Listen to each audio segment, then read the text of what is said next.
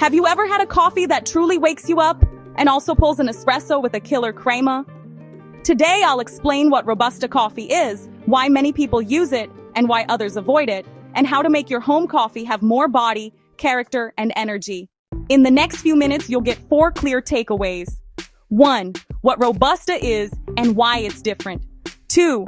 What it adds in flavor, crema, and punch. 3. When it's a good choice and when it isn't. 4. Its origin and history to see why it's so popular. Robusta is a coffee species known for its resilience and a bolder flavor profile. Experience-wise, it's perceived as stronger, less floral, less delicate, but with more presence in the mouth. Many link it with strong coffee, because in general, Robusta tends to have more caffeine than gentler varieties. Here's the most useful reason for you as a consumer. Robusta can deliver a more energizing, more forceful cup, especially if you want morning energy or feel some coffees are too mild. Also, if you drink coffee with milk or iced, Robusta doesn't fade. It keeps flavor and body. In one line, if you want impact, energy, and presence, Robusta is a very practical choice. What does Robusta taste like? Typically more intense, slightly more bitter, lower in acidity, with notes that can suggest cocoa, wood, or earthiness. It's not a perfume coffee, it's a motor coffee, direct, full-bodied.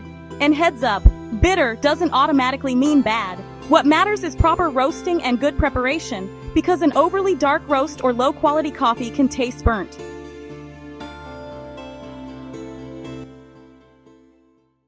Quick comparison so you get it instantly. Arabica, usually more aromatic, smoother with more nuance and pleasant acidity. Robusta, usually more intense, fuller-bodied, a more serious flavor, and generally more caffeine.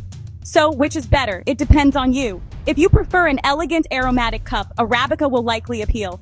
If you want a cup with more punch, Robusta can be a perfect fit. Robusta is a good fit if 1. You drink coffee in the morning and want a stronger boost.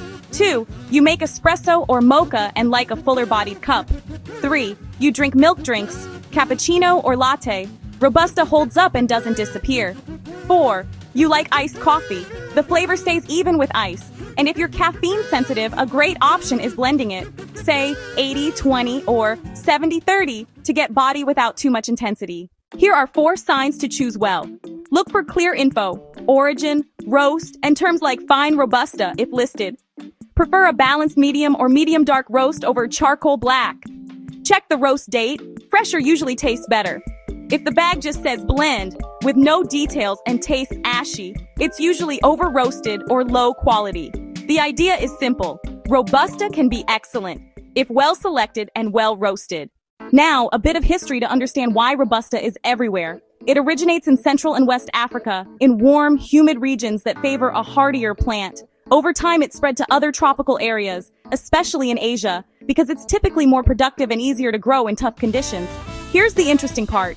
When global demand rose for everyday coffee, cafes, espresso, instant home blends, Robusta became key for 2 reasons: yield and an intense profile.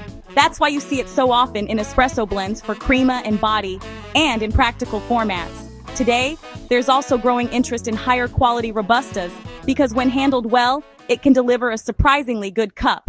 Let's close with a 3-point recap. 1. Robusta usually brings more intensity and more body. 2. In general, it has more caffeine, which is why it feels stronger.